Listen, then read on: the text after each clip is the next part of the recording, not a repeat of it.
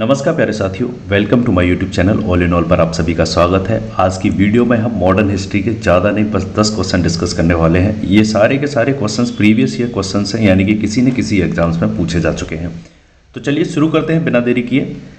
हमारा पहला क्वेश्चन है, the economic history of India के लेखक कौन है? Who is the author of the economic history of India? Option हैं, option A R C. Majumdar, B Ramesh Chandra Dutt, C R G. Bhandarkar और डी रजनीकांत दत्त। तो इसका राइट आंसर है ऑप्शन बी, यानी कि Ramesh Chandra Dutt. The economic history of India के लेखक रमेश चंद्र दत्त है और इस पुस्तक में उन्होंने ब्रिटिश शासन के दौरान भारत की अर्थव्यवस्था पर पड़ने वाले प्रभावों का विश्लेषण किया है और बताया है कि किस प्रकार औपनिवेशिक नीतियों के कारण भारतीय अर्थव्यवस्था प्रभावित हुई।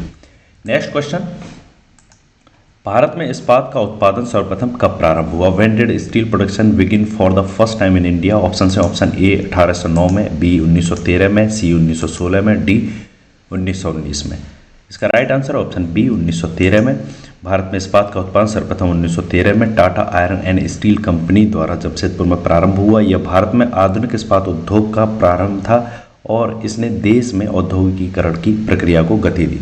नेक्स्ट क्वेश्चन, अंग्रेज घुसपैठियों ने भारत के करघे तोड़ डाले और चरखे को नष्ट कर दिया। यह कथन किसका है? Who said the British intruder broke the looms and destroy the spinning wheels of India? Option है, option A Thomson, B D Garratt, C Harold Laski और डी कार्ल मार्क्स। तो इसका राइट आंसर ऑप्शन डी, यानी कि Karl Marx.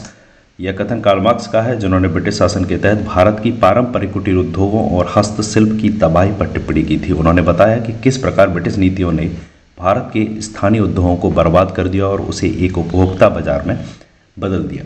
Next question, दादा भाई नौरोजी ने अंग्रेजों द्वारा किए गए किस कार्य को अनिष्टों का अनिष्ट की संज्ञा दी है? What action by the British did Dadabhai Naoroji describe as the evil of all evils? Option है, ऑप्शन ए भारतीय परंपरागत उद्योगों का विनाश, बी सभी उच्च पदों पर अंग्रेजों की भर्ती, सी धन का निकास और डी नीलों द्वारा भारतीयों के साथ किए गए व्यवहार। तो इसका राइट आंसर है ऑप्शन सी, यानी कि धन का निकास। दादा भाई नौरोजी ने ब्रिटिश शासन के तहत धन का निकास यानी कि ड्रेन ऑफ वेल्थ को अनिष्टों का अनिष्ट कहा था। उनका मानना था कि ब्रिटिश नीतियों के कारण भारत की संपत्ति ब्रिटेन में चली जा रही है, जिससे भारत की अर्थव्यवस्था कमजोर हो रही है और देश में गरीबी बढ़ रही है। नेक्स्ट क्वेश्चन, क्वेश्चन नंबर 5, निम्नलिखित में से कौन poverty and un British rule in India के लेखक हैं? Who is the author of poverty and un British rule in India? Option है, option A R C. Dutt, B Henry Cotton, C Mahatma Gandhi और D दादा भाई नौरोजी। जैसा कि हम पिछले क्वेश्चन में बात कर चुके हैं, तो इसका राइट आंसर ऑप्शन डी होगा, दादा भाई नौरोजी। ड्रेन ऑफ वेल्थ का सिद्धांत दिया था उन्होंने। दादा भाई नौरोजी ने poverty and un British rule in India नामक पुस्तक लिखी थी, जिसमें उन्होंने ब्रिटिश शासन के दौरान भारत की गरीबी और ब्रिटिश नीतियों के कारण भारत से संपत्ति के निकास का विवरण प्रस्तुत किया। इस पुस्तक में उन्होंने ड्रेन ऑफ वेल्थ सिद्धांत को विस्तार से समझाया है। नेक्स्ट क्वेश्चन, क्वेश्चन नंबर 6, पहला औद्योगिक सम्मेलन किस वर्ष आयोजित किया गया? In which year was the first industrial conference held? Option है, ऑप्शन ए 1903 में, बी 1905 में, सी 1907 में और डी 1909 में। तो इसका राइट आंसर है ऑप्शन सी, यानी कि 1907 में पहला औद्योगिक सम्मेलन 1907 में आयोजित किया गया था। इस सम्मेलन का उद्देश्य भारत में औद्योगिक विकास को बढ़ावा देना और औद्योगिक मुद्दों पर चर्चा करना था। नेक्स्ट क्वेश्चन, क्वेश्चन नंबर 7, अकालों को रोकने तथा अकाल पीड़ितों की सहायता हेतु भारत सरकार ने अकाल संहिता कब प्रचारित किया?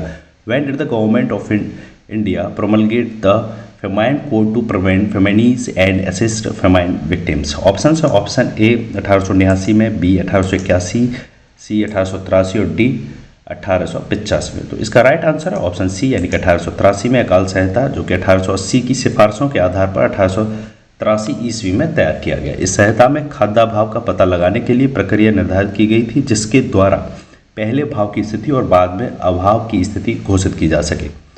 नेक्स्ट क्वेश्चन, क्वेश्चन नंबर 8, 1925 में सरकार द्वारा गठित भारतीय आर्थिक जांच समिति के अध्यक्ष कौन थे? Who was chairman of the Indian economic inquiry committee form by the government in 1925? Option है, option A Annie Merchant, B T C. Goswami, C V P. Wadia और डी एम विश्वेश्वरैया। तो इसका राइट आंसर है ऑप्शन डी, यानी कि एम विश्वेश्वरैया। 1925 में ब्रिटिश सरकार द्वारा भारतीय आर्थिक जांच समिति का गठन किया गया था और इसके अध्यक्ष एम विश्वेश्वरैया थे। इस समिति का उद्देश्य भारत की आर्थिक स्थिति और औद्योगिक विकास के लिए सुझाव देना था। एम विश्वेश्वरैया ने इस समिति के माध्यम से औद्योगिकीकरण को बढ़ावा देने के लिए कई महत्वपूर्ण सिफारिशें दी। नेक्स्ट क्वेश्चन नंबर 9,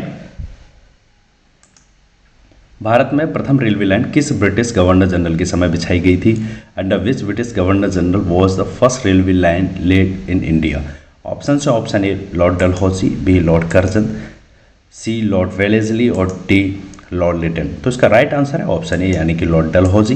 भारत में प्रथम रेलवे लाइन 1853 में लॉर्ड डलहौजी के कार्यकाल के दौरान बिछाई गई थी, जो मुंबई से थाड़े के बीच थी। लॉर्ड डलहौजी ने भारत में रेलवे नेटवर्क के विस्तार की नींव रखी और परिवहन के इस माध्यम को औपनिवेशिक भारत में तेजी से फैलाया।